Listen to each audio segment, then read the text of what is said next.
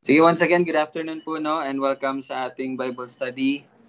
So, nabasa na po natin yung 46 to 56. So, ngayon magpapatuloy tayo. Anyone po, no, ang nakapagbasa or nakapag-aral po sa verse 46 muna tayo. Verse 46. Sabi po sa verse 46, sinabi ni Maria. Alright. Ngayon, kayo po, ano yung masasabi?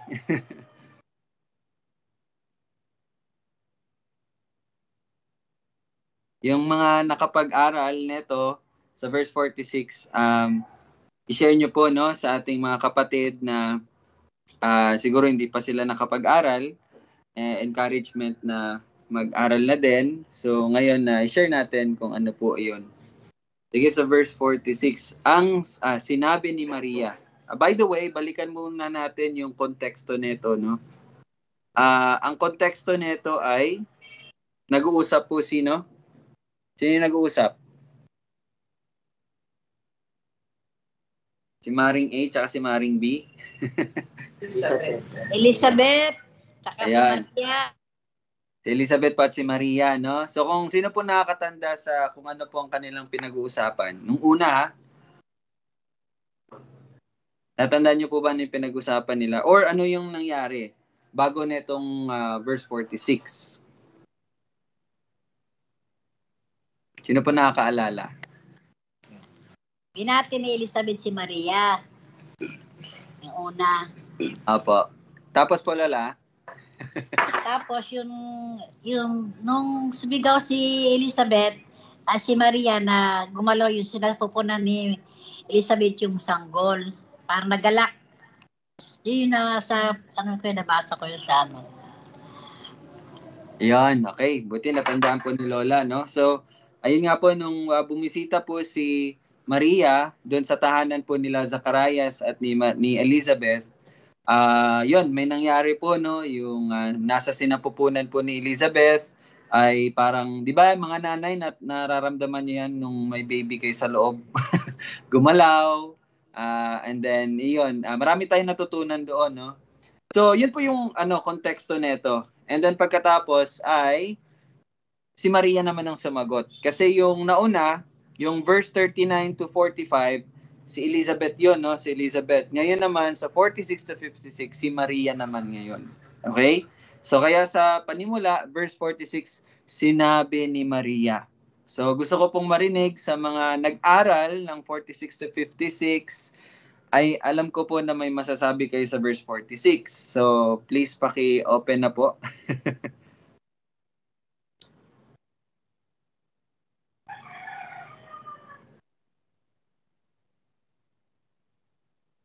Wala kayong comment sa 46? Dapat meron. Yan. Yeah. Sige po. Sino yan? 46 na sinabi ni Maria, dinadakila ng aking kaluluwang Panginoon. Dito, pinapakita namin pagbibigay puri at pagpapataas sa Panginoon. At dito sa merong verse na yung sa mga awit 34:3, o kasama kong dakilain ninyo ang Panginoon at magkasama nating itaas ang kanyang pangalan. Okay, no? May cross-reference na ngayon tayong naririnig, no? Nakakatuwa naman iyon, no? So, yes po. Dito po sa verse 46 at patuloy sa verse 47, dinadakila ng aking kaluluwa ang Panginoon. So, pinapakita po dito yung pagpupuri ni Maria, no?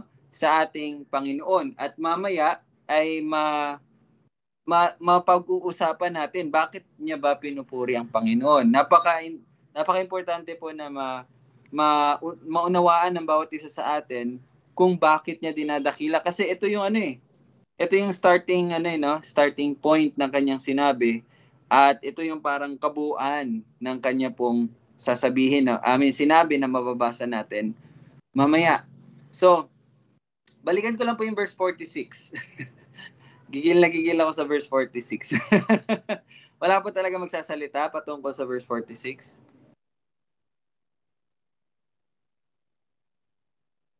Okay. Kung wala po, Simulan ko na po. Sabi dito, sinabi ni Maria. Now, verse 46 ay binibigyan po tayo ng hindi ideya but pinapakita sa atin na mula verse 47 hanggang verse 55, yun po ang sinabi ni Maria. Okay? Naintindihan niyo po?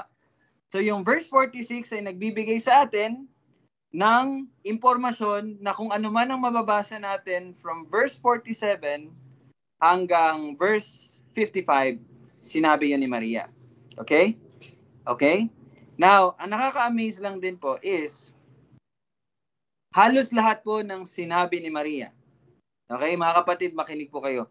Halos lahat, maybe 95% or 99 or 98%, halos lahat po ng sinabi na mababasa natin mamaya na sinabi ni Maria ay salita. Ano ibig ko pong salita? Salita ng Diyos. Okay? Ibig sabihin po, mamaya makikita natin kada verse na mababasa natin, halos lahat po iyon ay galing po sa kasulatan. Okay? Or sa time nila Maria, tinatawag na scrolls. Kasi wala pa pong Bible nung time ni Maria. Wala pa pong Bible dati. Ang meron lang is yung mga scrolls, yung mga tawag yan? Yung ginaganon, no? And, yung mga scrolls po na iyon, hindi ko lang nabigyan ng time na mapag-aralan to, pero base na rin sa preacher at kapatid natin na masugid na nag-aral din, may narinig po, may preaching po siya na dati pala sa panahon nila Maria po, mga kapatid, hindi po available ang mga scrolls kahit saan. Okay? Hindi po available kahit saan.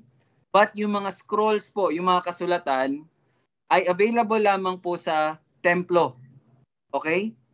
Sa templo. Or sa sinagoga. Sinagoga. Ano yung sinagoga?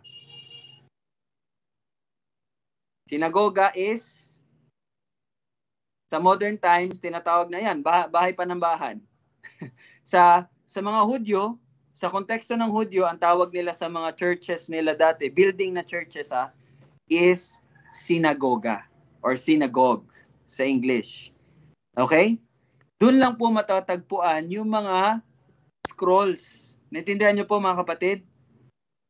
Now, ibig sabihin, ngayon na nalaman natin na lahat ng mababasa natin na sinabi ni Maria, halos lahat ng sinabi ni Maria ay galing sa kasulatan. And then, nung time na yon, hindi katulad sa atin ngayon na magka-cellphone ka lang, may Bible ka na. Okay?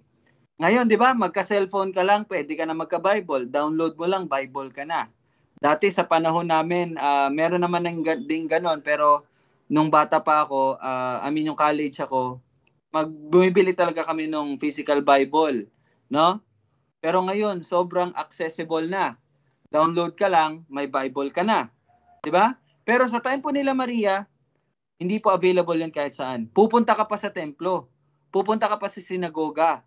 And hindi ko pa nga po na-research kung pwede ba nila pumunta lang doon tapos buksan, magbasa. Hindi ko alam kung pwede sila or kailangan nila maghintay ng synagogue leader bago nila mabasa. Hindi ko pa po na-research yon. Pero one thing is for sure, hindi po niya agad-agad, wala po siyang agad-agad na access. Okay, kapatid? Wala po siyang agad-agad na access sa scrolls. Tama ba, Ate Jamie? Kasi kayo nanood nung preaching ni Tama, okay naman? Pwede kayong magdagdag kasi hindi ko nabigyan ng time yun eh. Okay?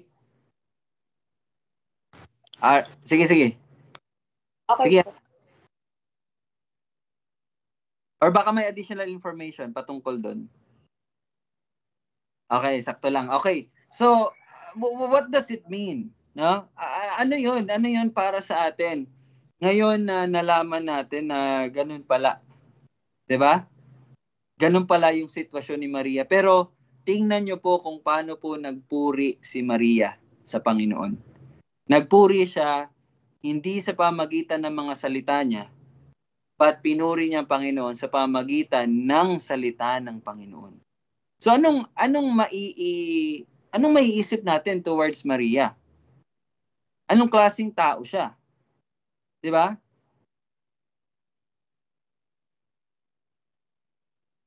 Ano si Maria?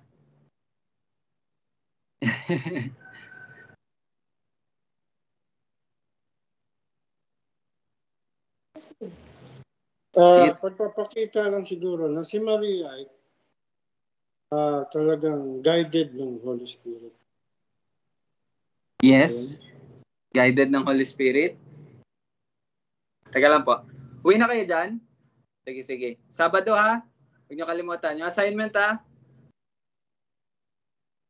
Sige po. Balik tayo, no? So, guided ng Holy Spirit. Yes. Masasabi natin yon. Kaya lang, again, mas maganda po talaga na sagutin natin siya sa pamamagitan ng kung ano yung nababasa natin, no? Dito sa binabasa natin na konteksto, kumbaga. So, ang ibig ko pong sabihin, si Maria ay, makikita natin dito na si Maria pala ay porsigido at masugid na nag-aaral ng salita ng Diyos. Di ba? Hindi ko po yon own interpretation, but base sa exegesis na pag-aaral, ibig sabihin, inaral natin yung background nung time na yon, inaral natin yung kalagayan nung time na yon. So makikita natin na kapag ikaw, hindi available yung resources, hindi available yung scroll, pero nagawa mong sabihin na wala kang kopya, ibig sabihin, memorize niya, o ibig sabihin, nasa puso niya talaga kasi, di ba? Nabanggit niya nasabi niya. And base po sa experience ko din, mga kapatid, kapag ako po minsan, kapag nagpe-pray ako, if mapapansin niyo po, may mga salita ako na galing po sa mga verses, yun po ay nababanggit ko kasi inaaral ko po yun at tumatatak po sa aking puso at isipan. Kaya nababanggit ko yun kahit wala po akong copy. Okay? So, ibig sabihin, si Maria, wala siyang copy nito. Nag-uusap lang sila ni Elizabeth, pero bigla siyang nagpasalamat gamit yung mga salita ng Panginoon. Ibig sabihin si Maria, lagi yan. Masugid at porsigido at laging nag-aaral ng salita ng Diyos. Kung hindi man sila, okay, again, hindi ko pa po alam yung kalagayan ng mga babae sa time na ito. Baka kasi pwedeng baka kasi mga lalaki lang yung pwede nasa loob ng sinagoga. Yun, hindi ko pa po alam, no? Pero if ever man, kung ano man ang sitwasyon, ibig sabihin, nag-aano talaga si Maria, kumbaga, pursigid, makikita mo yung pagpupirsigi niya sa pag-aaral. Doon pa lang sa hindi available, na nandun sa mga templo, kailangan pong pumunta, di ba? Na nagagawa niyang nakakapag-aral siya. Di ba? And hindi ko lang po alam kung kada lugar may sinagoga ba. Bakit po? Kasi tandaan nyo po, taga saan po si Maria? Kasi ang templo nasa Judea, nasa Jerusalem ang templo. Iisa lang ang templo, okay? Yung sinagoga parang branches lang po yan, okay? Pero yung headquarters, yung templo, nasa Judea yan. And di ba, nakaraang linggo, atin po napag-aralan na ang taga saan nga po si Maria? Bago ko sabihin? Nazareth. Ang Nazareth ay ilang araw po ang lalakbayin sa panahon nila kasi wala pa silang Wigo. Wala pa silang Toyota Wigo. Lang sila, Islander lang po meron sila dati. Chinelas lang. Tsaka siguro camel or donkey. Ilang araw po ang tatakbuhin bago makapunta Nazareth to Jerusalem? Ilang araw? Nabanggit ko po yon. 30 days? 30 days. Hindi, Dad. Huh? Hindi 30 days. Tagal naman nun. Oh. Hindi. Day. Ayan, si Lola. Si Lola Lita may sinasabi. 5 days. Yan. Oh, 4 to 5 days. 4 to 5 days. Depende. 4 to 5 days. So, okay, again, iisa lang ang lugar kung nasa ng templo sa Judea, and taga Nazareth po si Maria. So, kung mag-aaral siya ng salita, kung sa templo siya mag-aaral, imposible kasi 4 to 5 days ang takbuhin eh. So, hindi ko rin po alam kung bawat lugar merong sinagoga. Okay? Yung sinagoga po, ano lang yan, parang meeting area, isang building na kung saan itong mga Hudyo ay nagtitipon-tipon, tapos doon sila parang nagba-Bible study or nakikinig ng salita. Okay? Pero again, hindi ko po alam kung bawat lugar ba meron. Okay? Hindi ko alam. Pero kung bawat lugar, for example, di ba, saan po ang Nazareth? Nasa Galilea, di ba? Di ba? Ito, dapat matandaan nyo na po, Judea, Samaria, Galilea. Okay? Parang Luzon, Visayas, Mindanao. Parang ganun po yun. Okay? So, ang Nazareth nasa Galilea. So, hindi natin alam kung ilang sinagoga meron doon sa lugar nila dati. Pero one thing is for sure, nag-i-effort si Maria. Nag-i-effort siya na pumunta, makinig, at mag-aral ng salita ng Diyos. Biruin mo, na-memorize niya yun. Biruin mo, nabanggit niya yun. Halos nga po word for word ang pagkakabanggit ni Maria. Mamaya titingnan natin. Halos word for word. Merong paraphrase, pero merong word for word. Pero ibig sabihin yung sinabi niya, salita ng Diyos. So, ngayon na narinig po natin yon, ano po ang dating nun sa inyo? Ano yung implication nun? Ano ba sa Tagalog yung implication, Dad? Implikasyon? Ano ba implication? Implication parang dapat magkaroon tayo ng word Ano ba implication? Mga kapatid, tulungan niyo po ako. Ano implication?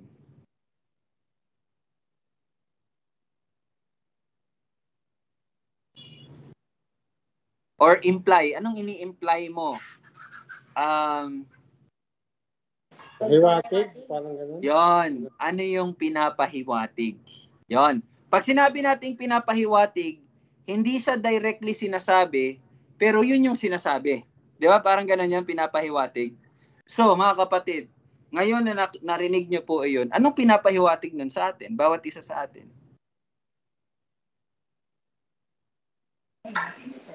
Hindi. Ang implication sa atin nun, kung si Maria noon na walang mga resources. No? Nagawa niyang pagpursige. Diba? Na tayo na, andyan na lahat. Ito lahat. Andahin cellphone, andahin Biblia. Diba? Internet. Kumbaga, isang click lang, andyan na, lalabas na. Ayaw pa rin natin. Hindi pa rin, diba?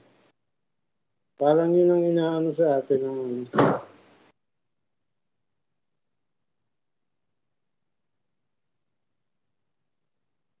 Tama. At yun po ang nakakalungkot. Yun po ang nakakalungkot.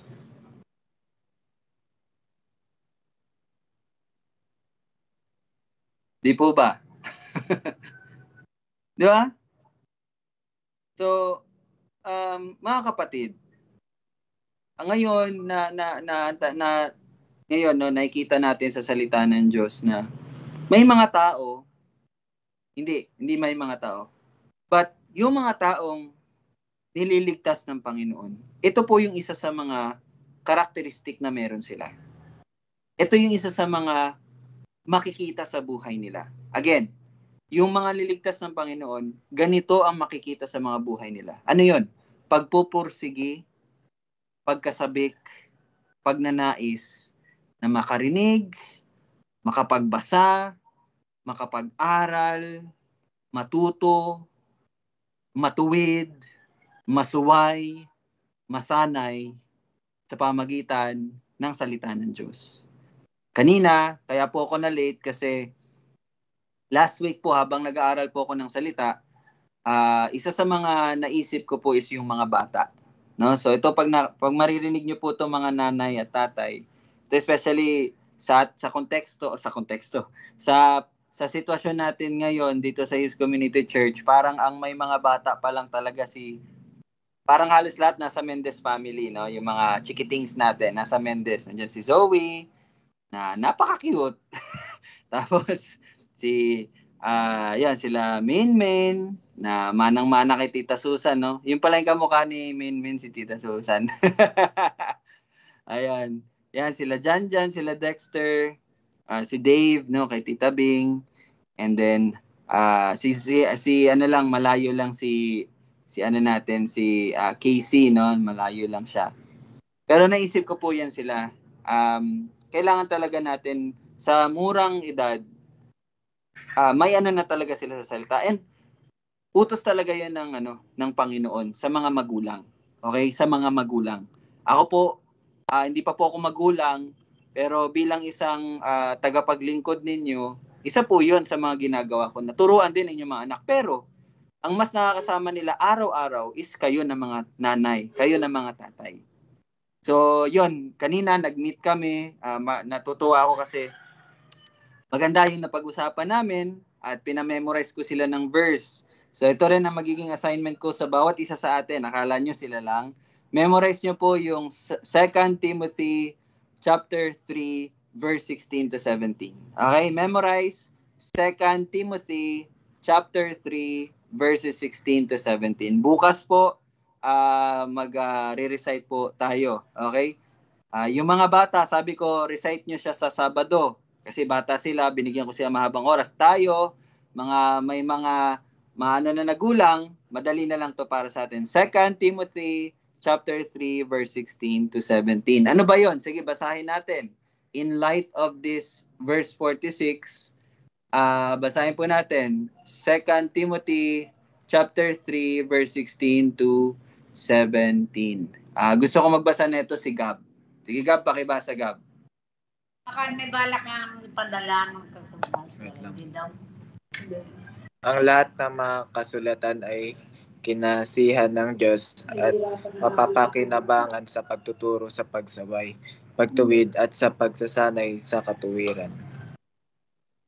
Upang ang tao ng Diyos ay maging ganap, nasasangkapang lubos sa lahat ng mga gawaing mabuti.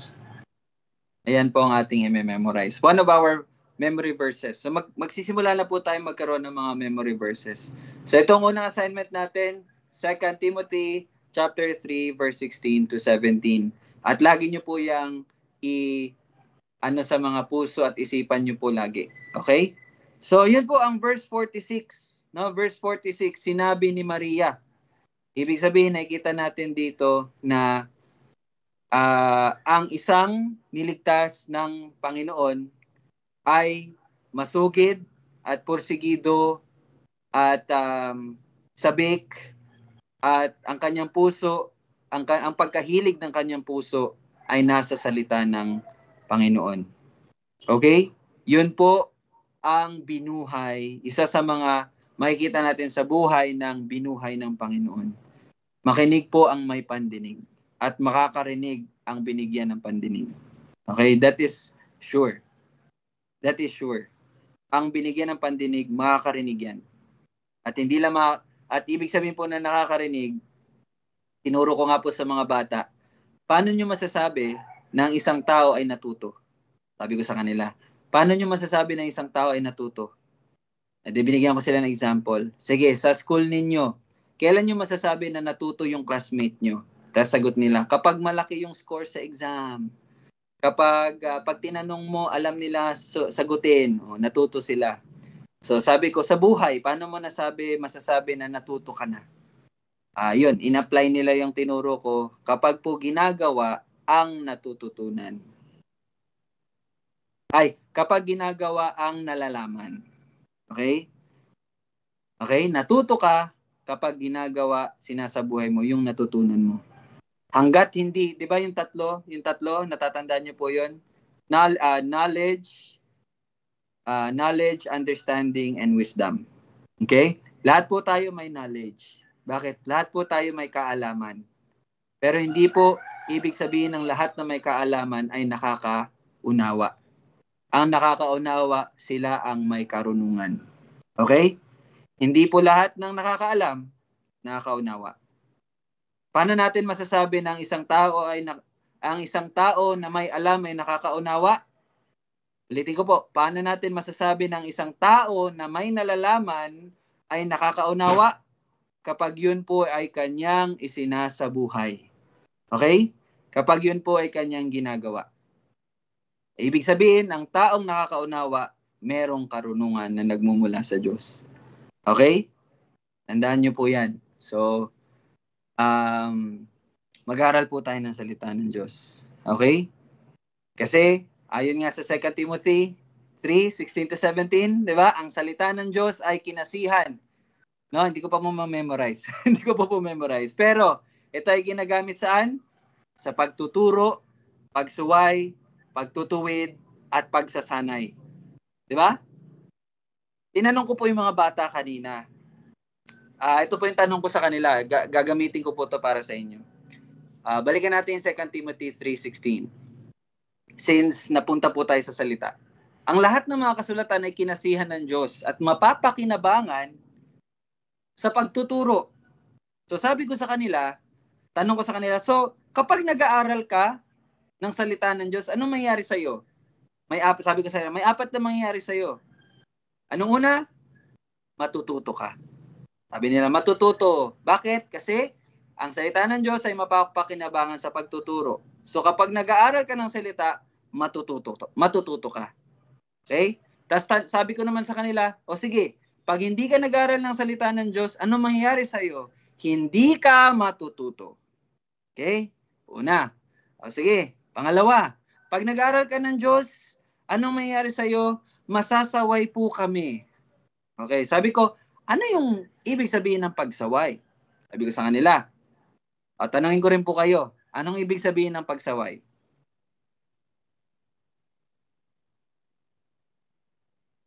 Hindi pagsunod.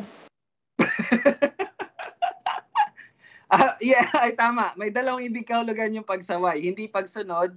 Meron pa isa, yung ikaw mismo yung sumasaway. Ikaw yung sumasaway. Kumbaga ikaw yung nagtatama ng mali. Tama? Okay. So sabi ko, ibig sabihin, pag nag-aaral ka ng salita, ano nangyayari sa iyo? Masasaway po kami, matatama po yung mali namin. So sabi ko naman, kapag hindi ka nag-aaral ng salita, ano mangyayari sa iyo? Hindi po kami masasaway, hindi kami matatama. Okay? Pangatlo, ano magiging epekto kapag nag-aaral ka ng salita? Matutuwid po kami. Tanong ko naman, anong kaibahan ng pagtutuwid sa pagsasaway? Baka po sabihin nyo, magkapareha po yan. Hindi po. Okay, di ba? Kaya yung pag-aaral ng salita, no? Atin po talagang namnamin yan kasi salita yan ng Diyos. So ano pong kaibahan ng pagsaway sa pagtuwid?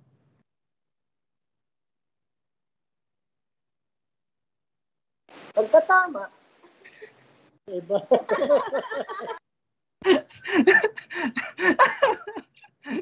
Hindi, ano nga kaibahan?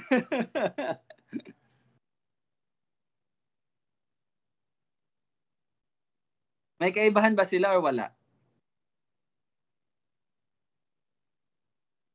Dapat itama ang ang mali. Tapos sasabayin din yung mali. Sige, ano po? May idea kayo?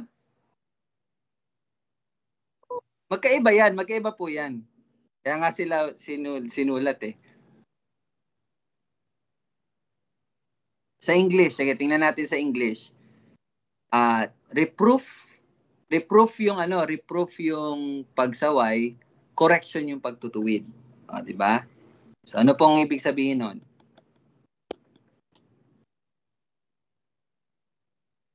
Sige, express nyo lang para marinig kayo. Okay lang yan. Iyan nyo lang. Malay nyo tama pala. Sige, si Yana at si Jamie nag-uusap eh. Yan na yan. Sige, parinig. Okay. Yung pagsaway na ano na natin, di ba? sa pagsaway, kumbaga sinabihan ka ng mali mo. 'Di ba? Oh, mali yan. Yun yung pagsaway. That's reproof. 'Di ba? Ano naman yung pagtutuwid? Oh, may idea na kayo. May clue na 'yon. Clue na 'yon. Sige, Dad. Pagtutuwid, yung pagsabi ng kung ano yung dapat, kung ano Yon. yung tamang gagawin. Tama. Yung pagsuway po is paghahayag kung ano yung mali. Okay? Kung ano yung mali. Ang pagtutuwid is paggabay sa kung ano yung tamang pamamaraan. Yun po yung pagtutuwid. Okay? So, sabi ko sa kanila, so kung hindi ka nag-aaral ng salita, ano mayari sa iyo? Hindi po kami matutuwid. Magpapatuloy po kami sa baluktot na daan. Okay? Sabi nilang ganun. Sa baluktot na pag-iisip. Tama yon, sabi ko. Pangapat naman. So ano ang mangyayari kapag nag-aaral tayo ng salita? Tayo ay masasanay sa katuwiran. Okay? Ngayon tinanong ko sila, anong ibig sabihin ng katuwiran? At yun po din ang tatanong ko po sa inyo. Ano ang ibig sabihin ng katuwiran? May dalawa po, di ba? Katwiran tsaka katuwiran. Yung katwiran is pagdadahilan. Okay? Ano naman yung katuwiran? Ano? Pagsasanay sa katuwiran. Ibig sabihin po niyan ay? Nasa tama. Si Mami. Iba talaga to si Mami. I miss you, Ma'am. Love you, Ma'am. Okay. Sige po, tita. Ay, Lola. Pagsasanay sa katotohanan. Yon. Yes. Tama. Kasi ang katuwiran, katotohanan po yan. Ang basihan ng katuwiran natin is ang katotohanan. So, ibig sabihin po, yes, pagsasanay sa kung ano ang tama, no? Kung ano yung katotohanan, kung ano yung kalooban ng Diyos. Ang pag-aaral ng salita ay pagsasanay sa pamumuhay na naayon po sa kalooban ng Diyos. So, sabi ko sa kanila, okay, so kung hindi ka nag-aaral ng salita, ano mangyayari sa'yo? Hindi po kami masasanay sa katuwiran. Sabi ko, saan kayo masasanay? Masasanay po kami sa kamunduhan. And then tinanong ko sila, so anong gusto nyo? So anong dapat nyong gawin? Mag-aaral kayo ng salita o hindi? Sabi nila, mag-aaral po. Sabi ko sana, sigurado kayo. Sigurado kayo. And then sabi nila, opo. So mga nanay na nandito, mga tatay, tulungan nyo po ako. Nagabayan yung mga anak natin. Ninyo pala.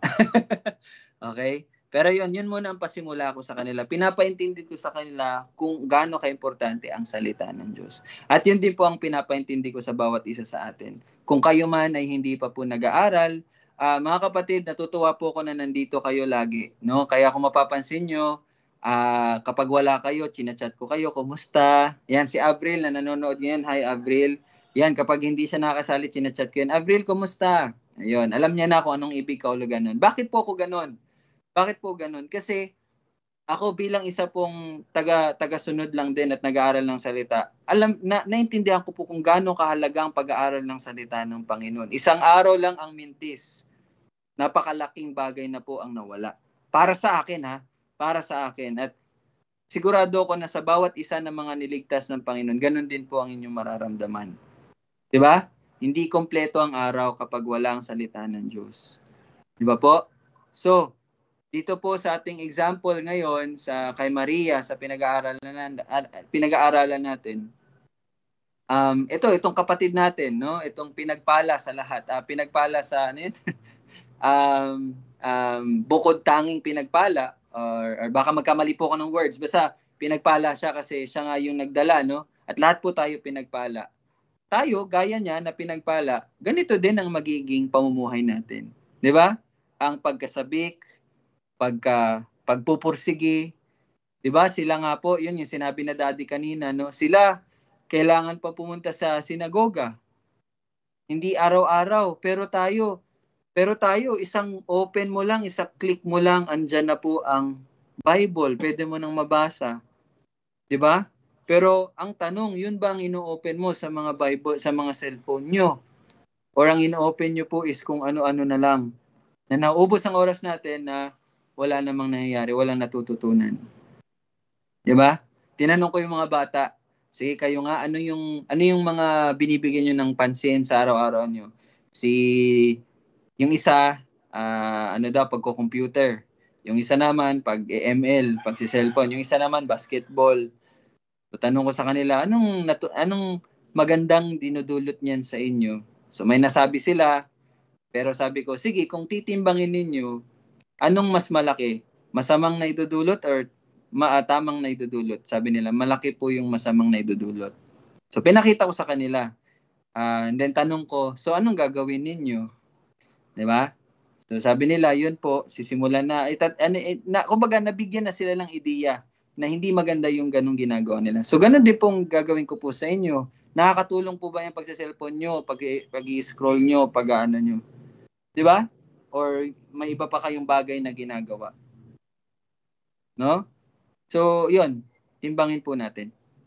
Okay? So, doon lang po muna tayo magtatapos dito sa verse 46. Sinabi ni Maria. Okay lang po kayo. Di ba? Sinabi ni Maria. Tapos. Diba? Ang sarap mag-aral ng salita ng Panginoon. At masarap yun pag-usapan kasama mga kapatid. At yun, atin pong isabuhay. Ayun. Mag-aral po na tayo ng salita. Mag-aral po tayo. Ayun po yung buhay natin. Sige, anyone po, baka may maidadagdag po kayo.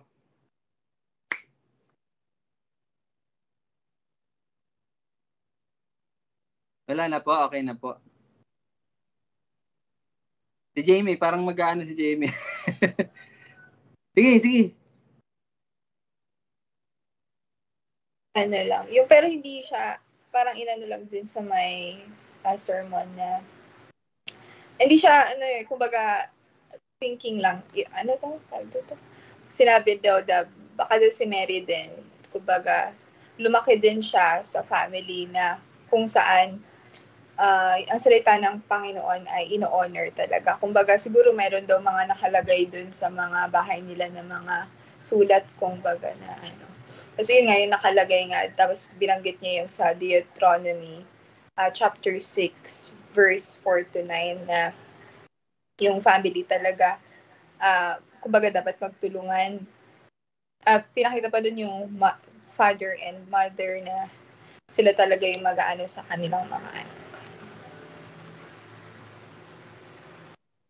Ito, natatanda ko to yung 6-7. No? Ang mga salitang ito na aking inuutos sa iyo sa araw na ito ay ilagay mo sa iyong puso. No? Ilagay mo sa iyong puso. At iyong ituro ng buong sikap sa iyong mga anak. Ito, nabasa natin ito nung nakaraan. Di ba? No? Tingnan nyo, no? Ituro ng buong sikap. And yun nga, sabi ni Jamie kanina, it's posible din daw na si Maria ay yung background ng family ni Maria is ino-honor din talagang salita ng Panginoon. Kung kaya't ganun na rin na lamang ang kanyang pagkaalam, no, sa mga salita. At ito yung ginagawa, sinusunod siguro ng mga magulang ni Maria. Itinuturo ng buong sikap sa kanya, di ba? Iyong sabihin sa kanila kapag ikaw ay nakaupo sa iyong bahay, kapag ikaw ay lumalakad sa daan, at kapag ikaw ay nahihiga, at kapag ikaw ay bumabangon. Ibig sabihin po nito, sa lahat ng ginagawa mo, ituro mo, ipangaral mo ang salita ng Panginoon. At yon ang hindi maganda, but yun ang disenyo ng pamilya, no, na kung makikita natin dito. In-honor ang salita ng Panginoon.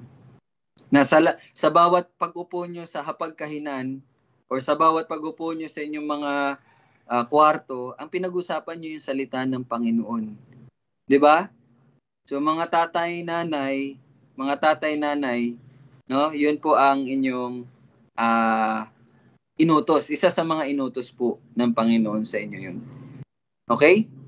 So, ayan, salamat Jamie, no, sa pag-add. So siguro 'yun lang. Kung wala na, atin na po itong i-close. Wala na ba? Okay na po. Sige, so let us pray. Panginoon, salamat po sa iyong pagtuturo ngayon, sa iyong salita na tunay ngang mapapakinabangan. At ito lang talaga ang kailangan namin sa pang-araw-araw, kasi ito ang magtuturo sa amin, magsasaway sa amin, magtutuwid sa amin, at magsasanay sa pamumuhay na naayon sa iyong kalooban, ang pamumuhay ng katuwiran na nanggagaling sa iyo, O Diyos. Salamat dahil ito'y magiging tunay at tunay nga sa iyong mga binuhay, sa iyong mga anak. Panginoon, salamat sa patuloy na pag-iingat sa bawat isa, pagpapalakas at pagtitibay. At ikaw lamang po ang nagbibigay ng kalakasan upang mapagtagumpayan ang mga kahinaan na meron kami. Salamat, Lord, sa iyong biyaya. Salamat sa iyong pag-ibig. Salamat sa iyong awa. At salamat, Lord, sa iyong katapatan. Ikaw lamang po ang bigyan ng papuri, karangalan, kaluwalhatian. Ito ang aming panalangin sa pangalan ni Jesus. Amen at amen. Ayun, thank you po, Tita Che, Rodriguez Pam, Mendez Pam, Abril sa online, Tita Beng, kung nanonood si Tita Beng. See you po bukas, 4:30. Bye-bye, God bless. Ingat po kayo.